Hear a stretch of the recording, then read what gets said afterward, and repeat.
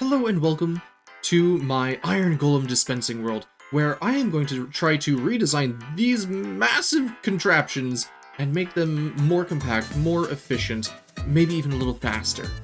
Today, we're going to start off with, of course, the most important part, which is assembling the Iron Golem, pushing the blocks into the right shape, and then dispensing the Golem head.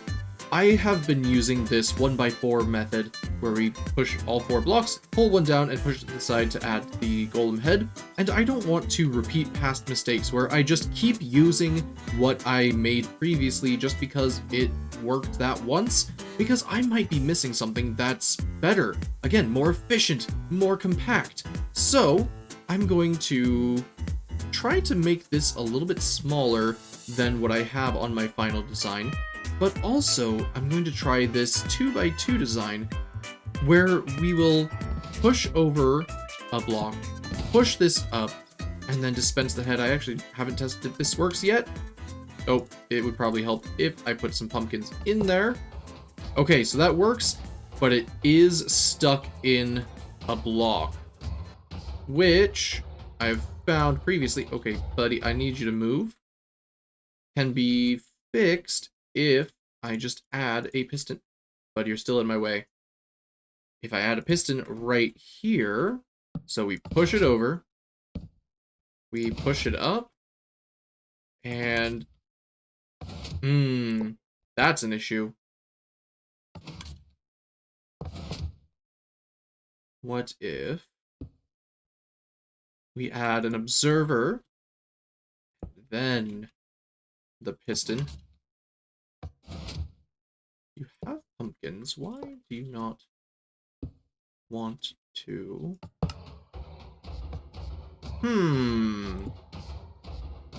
That could be an issue.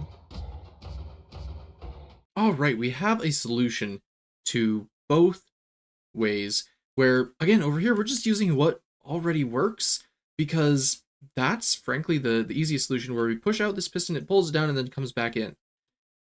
Whereas over here,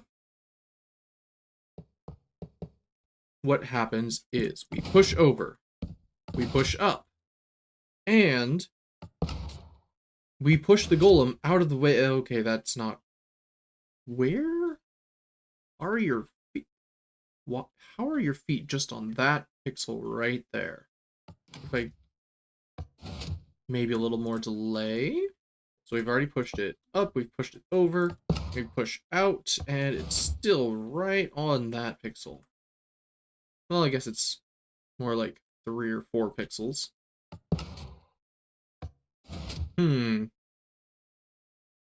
Maybe we do just really need to pull the piston out of the way in order for it to work.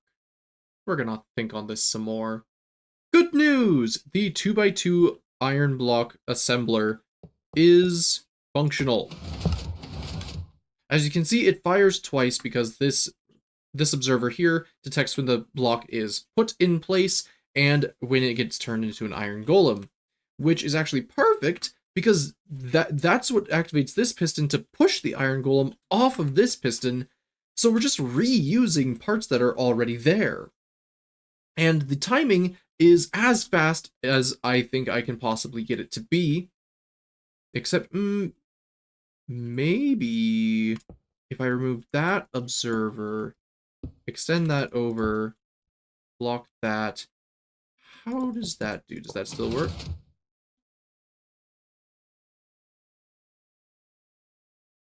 Oh, no, because I need to power that. I need to power the note block directly so that it can power the dispenser at the end. Without that, it doesn't quite work. So I do think we still need that observer there, either that or a repeater, and honestly, an observer. Either one would work just fine, but the observer is, I think, just a little more compact, a little more quick. No, I kind of want to try this. Any difference here? Yeah, not much of a difference. So I'm just gonna stick with the observer since that was my first instinct. And I love how this fits in a nice 3x3x3 area. So I love this. Let me see if I can make any more improvements on the 1x4 design. I got really excited about the 2x2 and I just kept working on it. I completely forgot about this one. Alright, take 2 on the 1x4, and it's not going great. It's, as you can see, it works, but then he gets stuck there, and I tried putting in a piston to push him out, but that fires too early, and so it actually pushes the block out before it gets turned into a golem, which is obviously not what we want. And even besides that, it's already so much more bulky than the 2x2 design, so I think this is what we're going to need to stick with. Perhaps I can come back to this later, but I think for this section here, I am very happy with this. And actually, let me just make sure that it's going to work with each of these behind it. Push, and it gets pushed down. Perfect! Yeah, there's that's perfect. I have no issues with that. Maybe I'll put, oh, yeah, just as a safety tool, we're going to replace this piece of concrete and this piece of concrete with obsidian. That way, when blocks get pushed, and you know what, we'll go ahead and add those there as well. That way, when blocks get pushed, if they were to happen to get pushed too far, it won't break anything.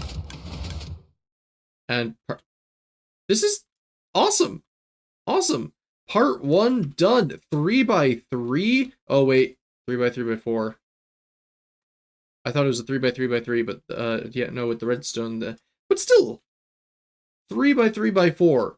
That is not bad. And honestly, I don't think I could make it any more compact unless... No, I don't think I could. I love it.